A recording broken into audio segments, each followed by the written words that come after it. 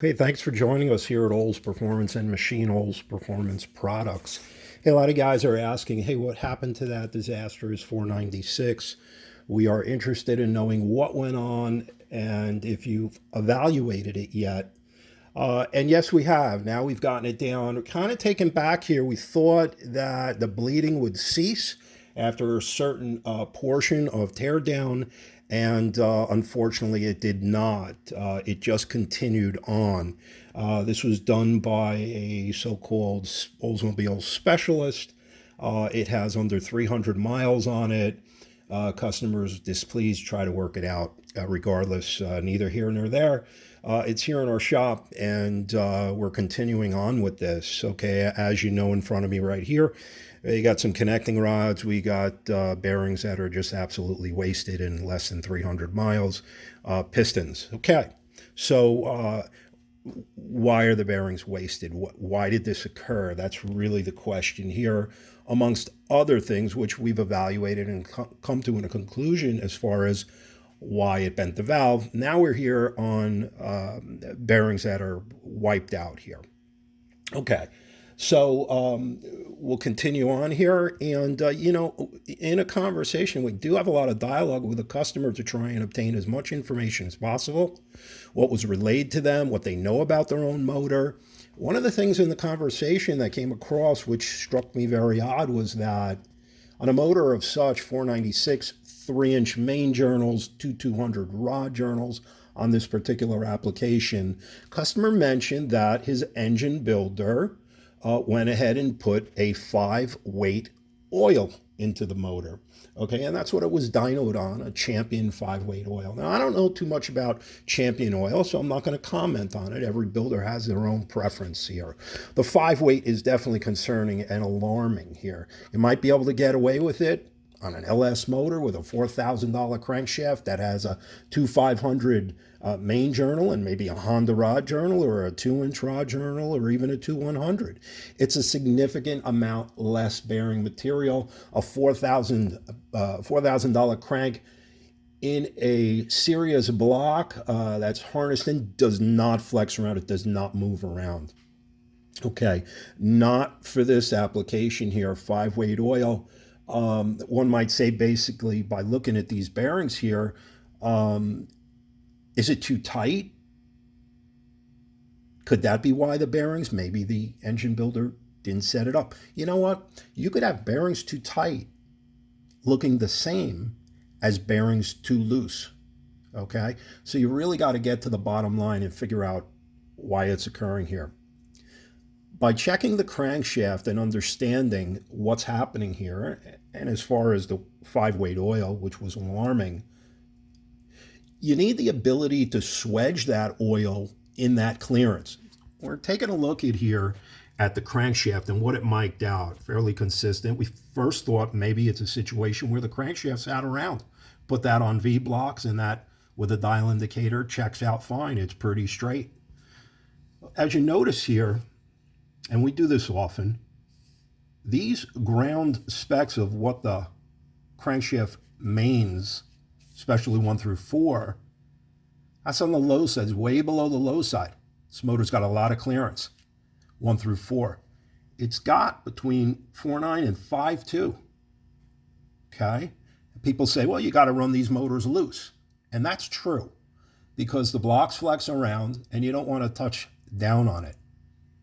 But you also need to have that volume and swedging effect to protect the main journal surface from getting into the crankshaft.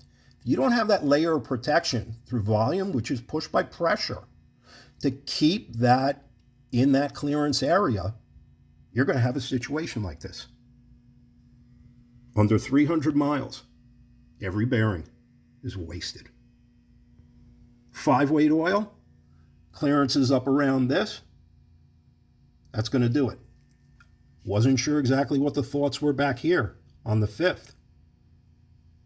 I think what the builder was trying to do is, and naturally, the bearing manufacturers make the 5th bearing, now listen closely, they make the 5th bearing actually thinner. And there's a reason for that. Yeah, that's a main journal spec. They make the bearing thinner because they use it as an accumulator, an area to hold oil. It's the first point right after the oil pump.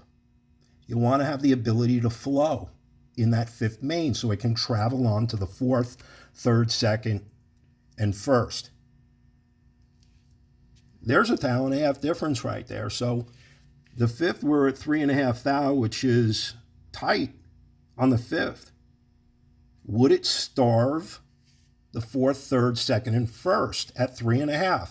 In this particular application, it would starve it. Not completely, but it would starve it out.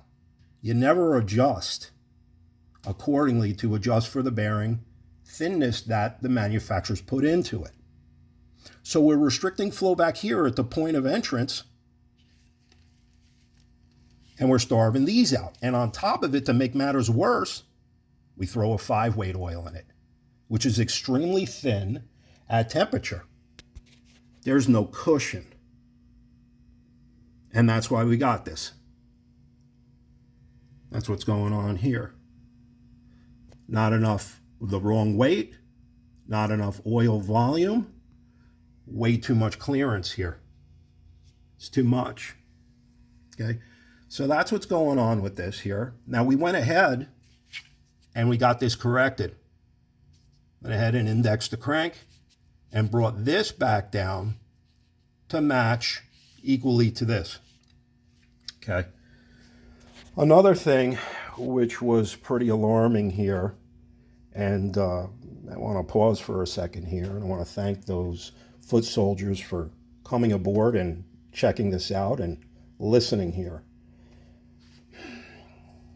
When the crankshaft was finished, they didn't widen the rod journals properly.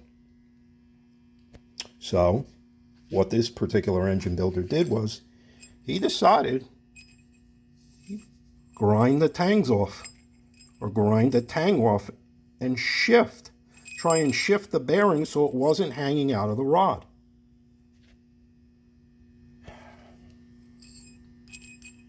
That's going to be corrected. We're going to go ahead and correct this. This is ACL type of bearings in this.